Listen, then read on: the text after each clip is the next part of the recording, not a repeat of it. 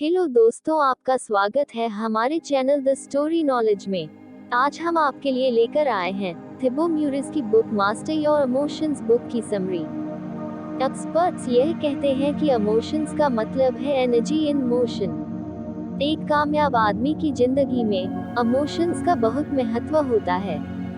यह भी कहा जाता है कि अगर आपको अपने ब्रेन से एक अच्छा रिश्ता बनाए रखना है तो अपने थॉट्स को बदलिए, अपनी सोच पर काम कीजिए। क्या आपने किसी से सिचुएशन में इमोशनली होकर रिएक्ट किया है, फिर उसके बाद आपको पछतावा हुआ है, मुझे इतना इमोशनली रिएक्ट नहीं करना चाहिए था?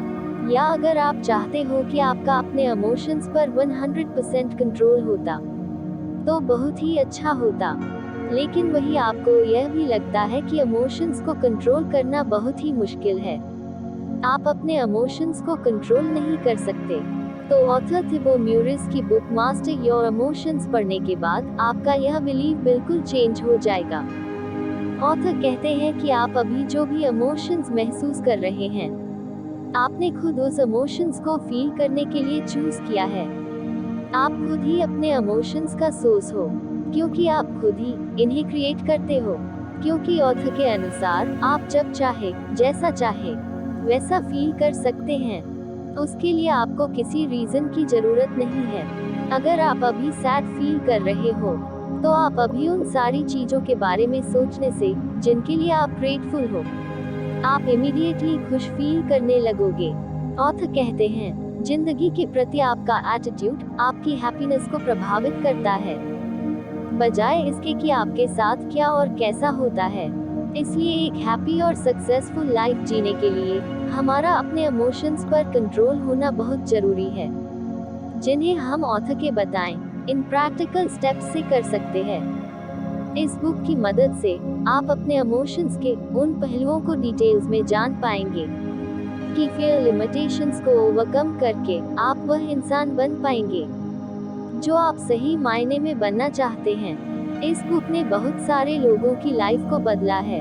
हर इंसान के अंदर एक ऐसी बीमारी है जो उसे अंदर ही अंदर मार सकता है, वो है नेगेटिव इमोशंस। सबसे पहले हम यह जानेंगे आखिर हमारा माइंड नेगेटिविटी को सबसे ज्यादा अट्रैक्ट क्यों करता है, हम उन्हें कैसे एनकाउंटर कर सकते हैं। इसके बाद हम समझेंगे कि अपने फियर और डिप्रेशन जैसे इमोशंस को कैसे एक्सपीरियंस करते हैं, उन्हीं को अपना हथियार बनाकर ग्रो कर सकते हैं। हाउ आवर इमोशंस फॉर्म, हम अपनी लाइफ में सभी तरह के इमोशंस को एक्सपीरियंस करते हैं, तो इसका मतलब यह है कि यह हमारी लाइफ का सबसे इम्पोर्टेंट सब्जेक्ट है। पर अफसोस की बात यह है कि इस टॉपिक के बारे में न तो हमारे स्कूल वालों ने बताया, न ही हमारे घर वालों ने। हमें अपने इमोशंस को समझना बहुत जरूरी है। हमारे अंदर बहुत तरह के इमोशंस हैं। कुछ ऐसे इमोशंस हैं जिस पर हमारा कोई कंट्रोल नहीं है, कुछ ऐसे भी हैं जिन पर अगर हमारा कंट्रोल न हो तो लाइफ बहुत टफ हो जाती है। कुछ सिचुएशंस में अपने इमोशंस को एक्सप्रेस करना भी बहुत जरूरी होता है। अगर आप इसे जाहिर नहीं कर पाते तो जिंदगी बेमानी लगने लगती है। आपको अपने इमोशंस को डाइवर्ट करना भी आना चाहिए। जैसे जब आपको बहुत गुस्सा आए तो उसे कंट्रोल करना सीखिए। अपने माइंड को किसी इमोशंस की तरफ डाइवर्ट कर दो। क्या आपने कभी सोचा है, हमारा माइंड अक्सर नेगेटिव बातों को ज्यादा पसंद करता है। अब सवाल यह है कि ऐसा क्यों होता है। इसका जवाब यह है कि हमारे माइंड को सर्वाइवल के लिए डिजाइन किया गया है। इसका सबसे बड़ा एग्जाम्पल है फियर ऑफ रिजेक्शन। पहले के जमाने में भी अगर ट्राइब ने आपको अपनाने से मना कर दिया तो आपके सर्वाइवल की प्रोबेबिलिटी बहुत कम हो जाती थी। तब से लेकर आज तक वह बात हमने किसी न किसी तरीके से जेनेटिकली इनग्रेव्ड है। किसी ने आपके प्रपोजल को रिजेक्ट कर दिया हो, आपके बॉस ने आपके काम को रिजेक्ट कर दिया हो, या फिर आपके टीचर ने आपके प्रोजेक्ट को एक्सेप्ट नहीं किया हो। Then your brain started creating the worst situation. अब आगे जॉब मिलेगी या नहीं, इस एग्जाम में पास हो पाऊंगा या नहीं। यही रीजन है कि वे रिजेक्शन बहुत पेनफुल होती है। रिजेक्शन के बाद नेगेटिव इमोशन से खुद को निकाल नहीं पाते। आप अपनी काबिलियत पर डाउट करने लगते हैं। रिजेक्शन के बाद आप अपनी किस्मत को कोसने लगते हैं। आपको खुद में सिर्फ बुराई ही दिखती है। ऑथर कहते हैं, माइंड का पहला काम आपको कुछ करना नहीं होता। इनका ज्यादा फोकस हमारे सर्वाइवल पर होता है। क्या आपने कभी डोपामिन हैप्पी हार्मोन के बारे में सुना है? यही वह है जो हमारे ब्रेन के स्पेसिफिक एरिया से रिलीज होती है जब किसी काम को करने या देखने के बाद हमें ज्यादा खुशी मिलती है, चाहे वह हमारे सामने रखा हुआ डिलिशियस खाना होता है या अपनी फेवरेट मूवी देखनी होती है। इंटरेस्टिंग बात यह है कि आपको इस बात की भनक भी नहीं लगती। कई सारे बिजनेसमैन डोपामिन को आर्टिफिशियली जनरेट कर करोड़ों का रेवेन्यू बना रहे हैं।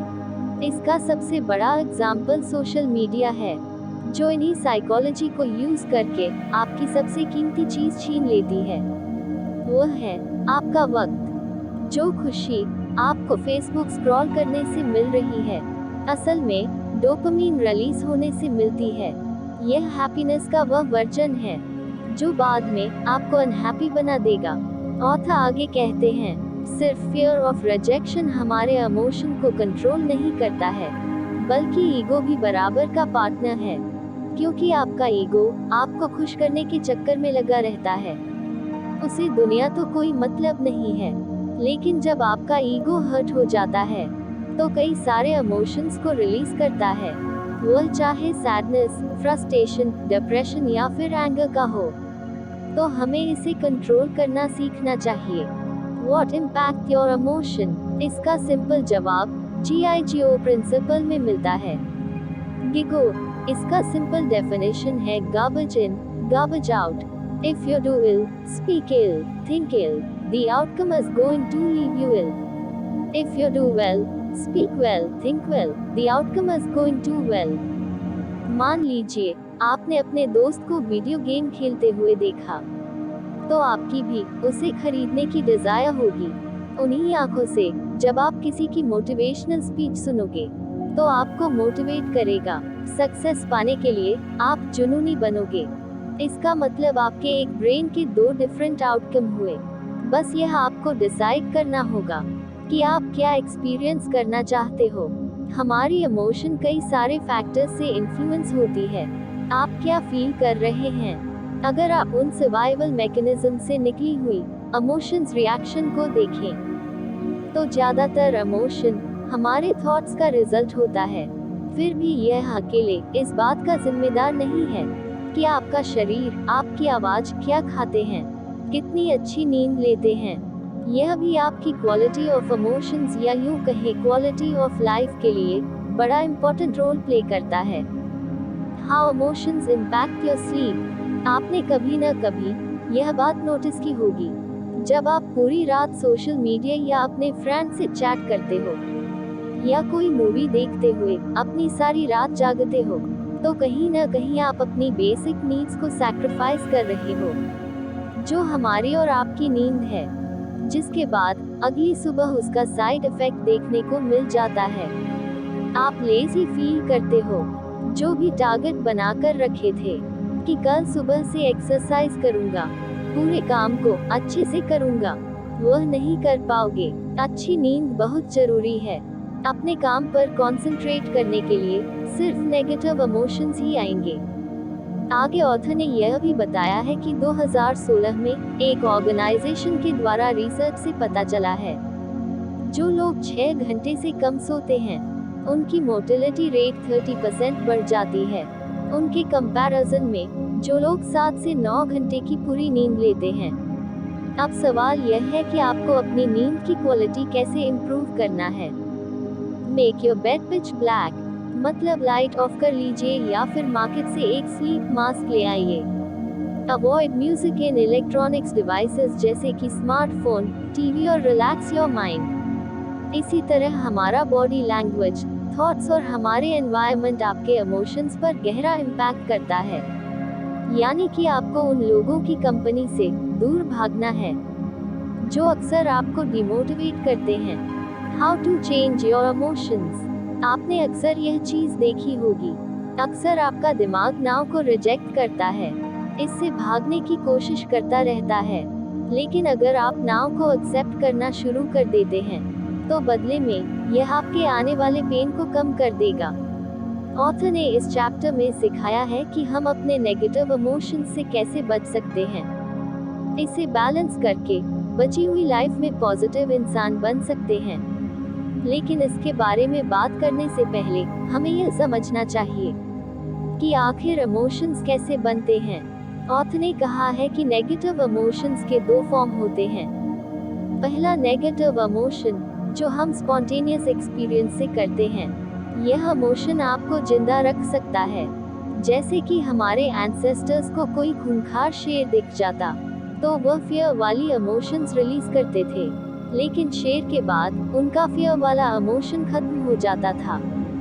दूसरा नेगेटिव इमोशन वह है जिसके लिए हमें एक्सटर्नल इवेंट की जरूरत नहीं पड़ती, जो हमारे ही दिमाग में पनपती रहती है। इसको एक एग्जाम्पल से समझते हैं। मान लीजिए कि हमारे पास पैसे की कमी हो रही है, तो दिन के हर सेकंड आपके माइंड में मनी रिलेटेड थॉट्स आते रहेंगे, जिसके रिजल्ट में आपको टेंशन और घबराहट होगी। But emotions are just emotion. आप कुछ सिंपल ट्रिक्स को फॉलो करके इसे दूर भगा सकते हैं। ऑथर कहते हैं कि आप एक बार सोच करके देखो, अगर किसी पेट डॉग्स का मालिक घर से उसे निकाल देता है, तो क्या उसको बुरा फील नहीं होता होगा? क्या वह डिप्रेशन का शिकार होते होंगे? अगर होते भी होंगे, तो वह खुद को कैसे ठीक कर लेते हैं?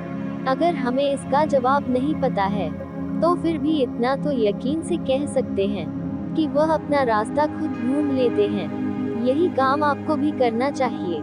छोटी मोटी ट्रॉमा यानी नेगेटिविटी से अगर आपको बाहर निकलना है, तो अपने आप को डिस्ट्रैक्ट करना होगा। कुछ ऐसा करना जिसमें आपकी कंप्लीट अटेंशन की जरूरत हो। अगर बात डीप इमोशन, डिप्रेशन की हो, तो ऑब्वियसली उससे आपको बाहर निकलने के लिए ज्यादा वक्त लगेगा। इससे बचने के लिए प्लेन पेपर निकाल लीजिए। नेगेटिव इमोशंस को नोट करो। खुद से यह सवाल करो, आपको यह नेगेटिव फीलिंग किस वजह से और क्यों फील हो रही है? क्या आप इस फीलिंग को लेट गो कर सकते हो?